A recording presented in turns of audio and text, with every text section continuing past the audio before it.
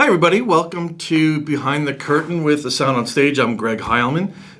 Today we are going behind the curtain with Casey Raiha, man of many talents and known to most everybody in the Seattle theater scene from any of his many hats that he wears. We're going to talk about all of that in a little bit.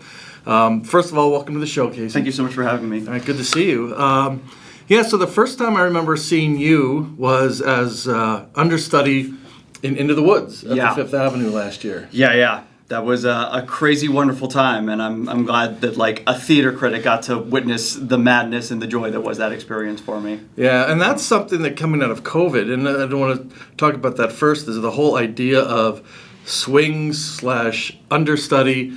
I guess first, if we could differentiate between the two, because I think a lot of people hear those terms, and Sure. they're similar, but a little bit... Yeah, and they're pretty much flexible with everything except for the equity houses. That includes here in Seattle at the Fifth and at Village, as well as on national tours and on Broadway. Generally speaking, understudies could mean a handful of different positions, both internal and external. I've done both. Internal means you've already got a track or a role you're doing in the show, but you're understudying a bigger role or a different role. That's internal. External means you're understudying one or multiple roles, and you're usually in the room for rehearsals and on standby for the shows. On Broadway and in national tours, they usually call those standbys for one person who is specifically ready to go on at a moment's notice for a particular role. And then swings are usually individuals who cover multiple roles. Usually it's an ensemble sort of situation, for those dance-heavy, singing-heavy ensemble roles. And I think the most I've covered as a swing is 10 roles. Wow. And I've heard of people who've done up to 15. It's pretty crazy. Yeah, it's almost like you've got to have the entire script memorized. Yeah, that definitely helps, is to kind of know where all the pieces are moving. Different people they discover they have the temperament for it. As I've discovered in the past 2 years, I have adult ADHD. I realized that's actually a superpower. That's what makes it a little bit easier for me than some individuals. Yeah. So what's the preparation like for as an understudy, knowing that you can be called on at pretty much any time, but you've got to be as prepared as the actor that's regularly in that role, right? Yeah, there's a lot of different metaphors that I use to describe this process. For sports people, it's the second string quarterback who's been on the bench for most of the season, and suddenly and out of nowhere, the home star quarterback hero is out with an injury, and it's okay, it's time to shine. I hope you're warm and I hope you're ready to go. It varies depending on the theaters, because, and you would know with the breadth of community to professional theater that you cover, that different theaters have different kind of resources for understudies, if they even consider that and prepare for that at all. I've been fortunate enough that I've been working in a lot of professional houses as of late, but also my fiance and other friends, they work in some of the smaller regional houses, and the preparation varies, but most of what it is just figure out what resources you have from upper management and from the creative team, and then past that, it's what can I personally do to prepare and make sure I'm ready. And also, in addition to knowing what you're ready with, it's knowing what to request from the creative team, both beforehand, in the middle of rehearsal processes, but also if you suddenly get called in. Every single stage manager I've ever worked with, they always say, "Okay, what's your work list?" And I say, "Cool. In the half hour before we're at getting ready, I want to go over this, and this, and I want you to give me notes on this, this, and this." And that's pretty much reliable consistently.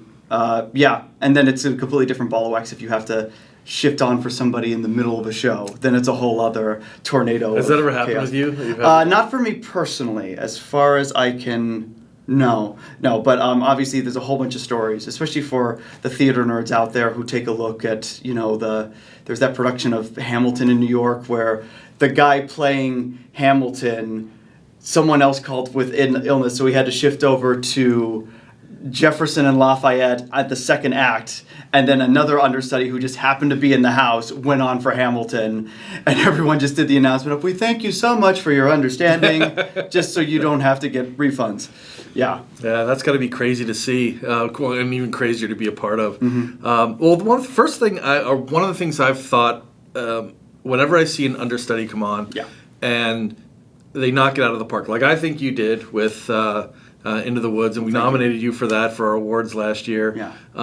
And I've seen that even recently, and with no disrespect to the people who have gotten the role, I sometimes wonder, well, why isn't this person? They seem to step in, knock the role out of the park, and you wonder why wasn't that person cast? I mean, do you ever I mean, how is that emotionally for you when you get out there and you hear the audience, cheer or laugh or whatever emotion you're trying to get out of the audience when it works, and then you think, well, maybe I should be in that role, or Oh, sure.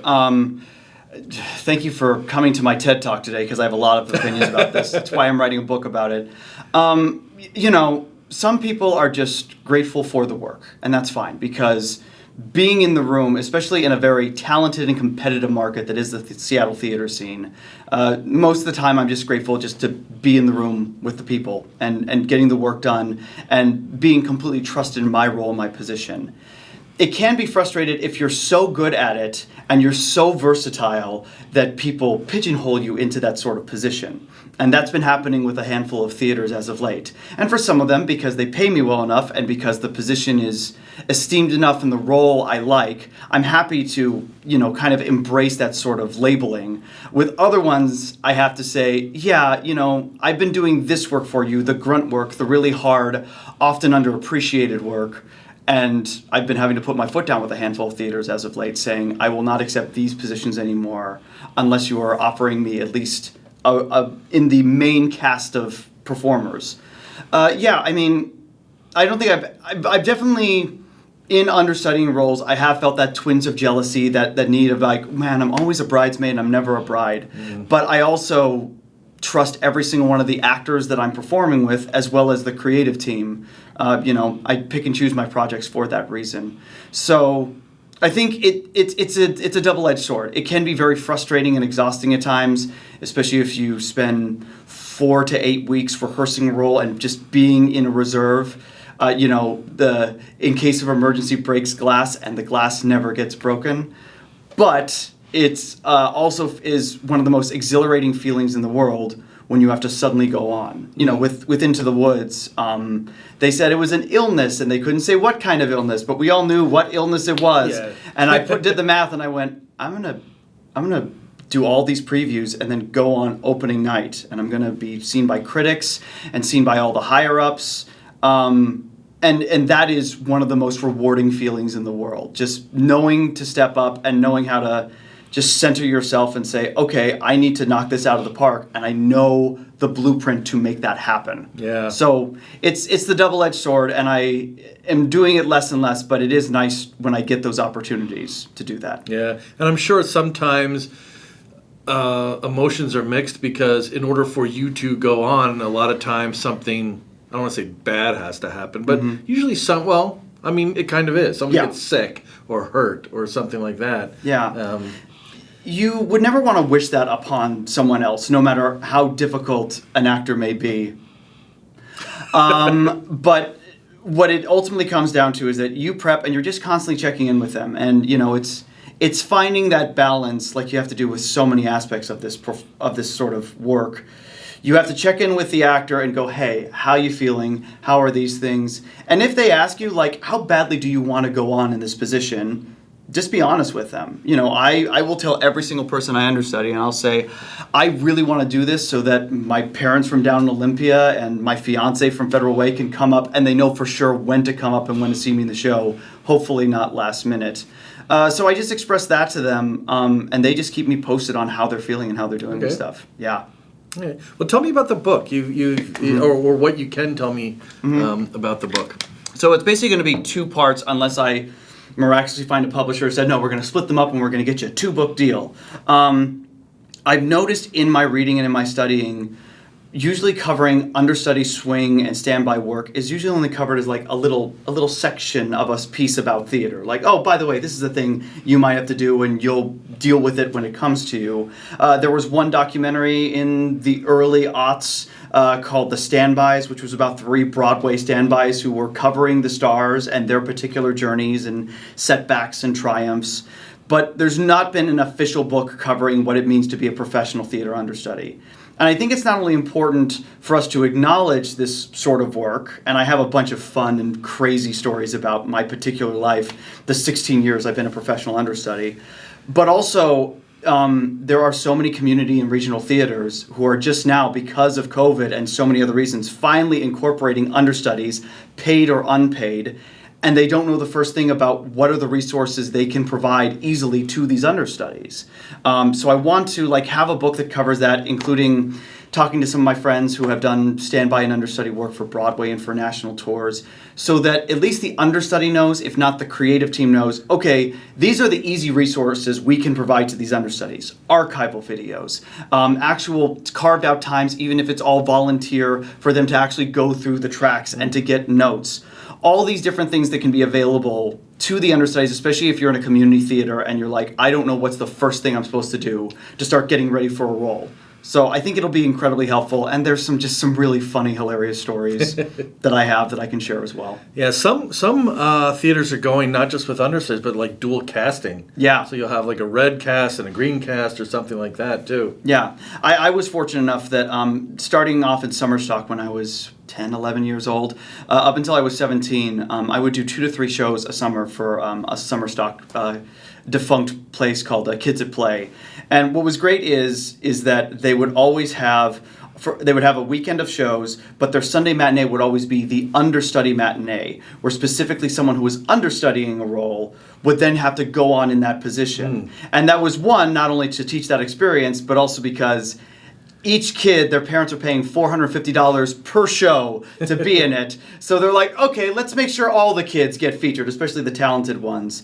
There was one summer where I was playing the modern Major General in Pirates of Penzance, understudying and went on for the Pirate King, and then also that same summer I played Harold Hill in The Music Man. So it was a very wordy, very rewarding summer for being 16 years old and getting to do these dream roles. So is that when you started, when you were about 10-ish? Yeah. I was very fortunate that from age 4 or 5, it was, this is how I can get attention. Absolutely, this is what I want to be doing with my life. And as I got older, I figured out things like, wait, I can meet girls this way. I can sometimes get paid really good money for this stuff.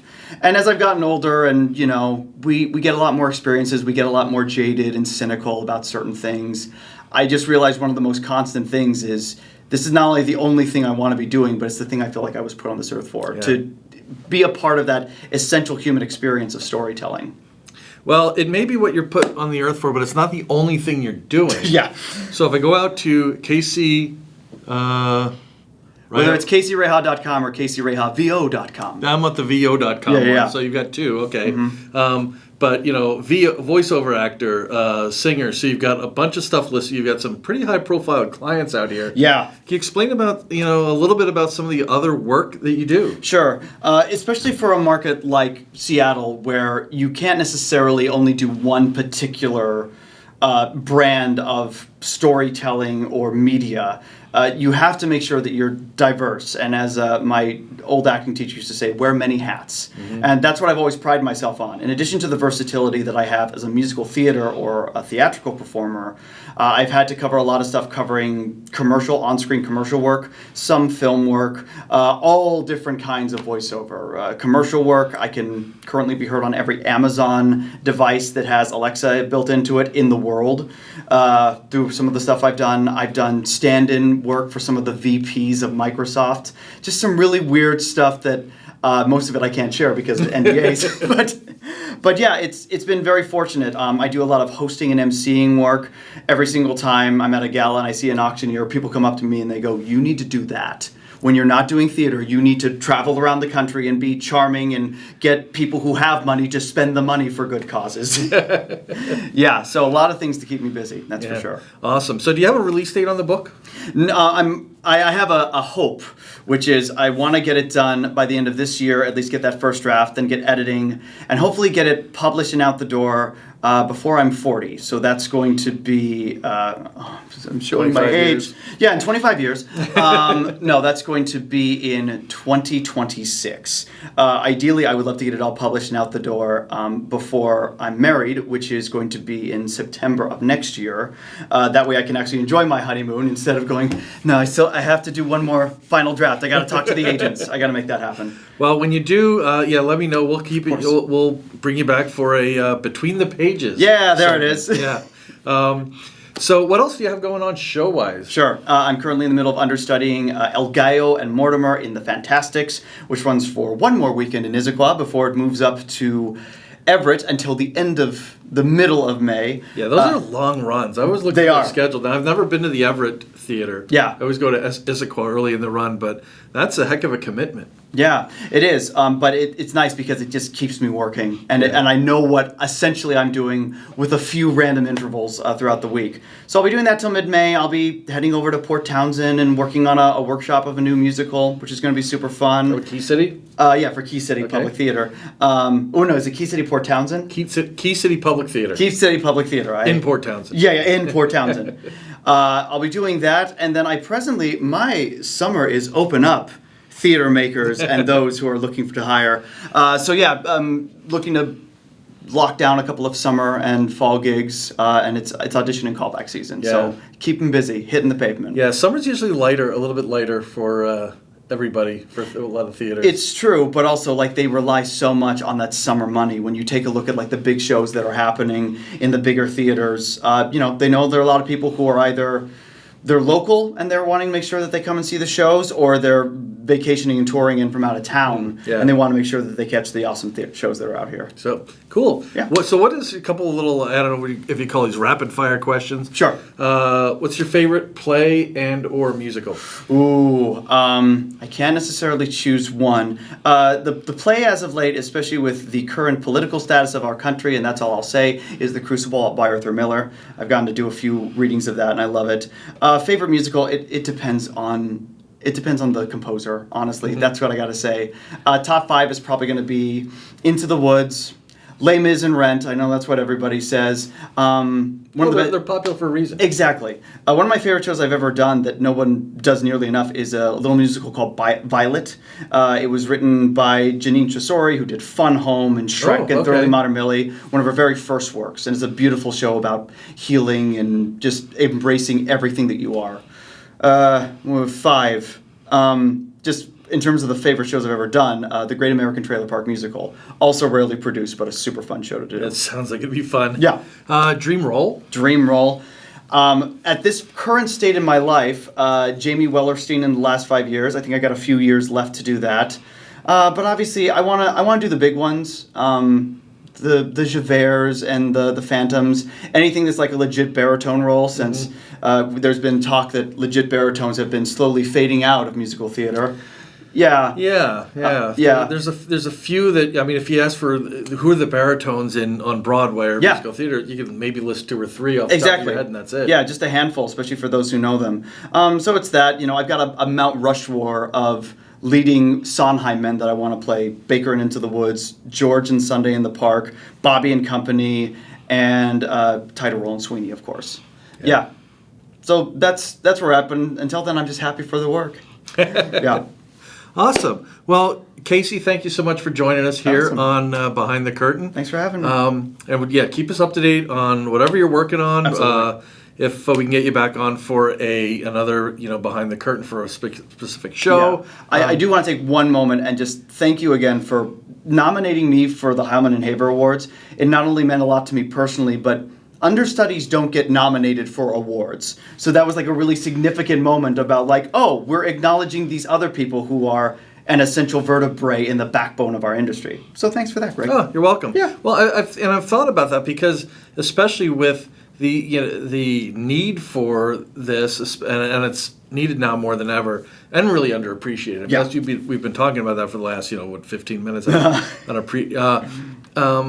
It'd be great to have a category where you have a best understudy, but it's almost a coincidence if you happen to go to a show where an understudy is on. Yeah. So it's hard to. Yeah, it's hard to figure out the logistics of how do we acknowledge people who did or did not go on. Yeah. And making sure they get their flowers. Yeah, for sure. So, but yeah, keep us up to date. We'll have you on, talk about your book or any other project you want to. Sounds great. And for all of you out there, thank you again for joining me behind the curtain. I'm Greg Hyman with the Sound on Stage. Until next time, I'll see you at the stage door.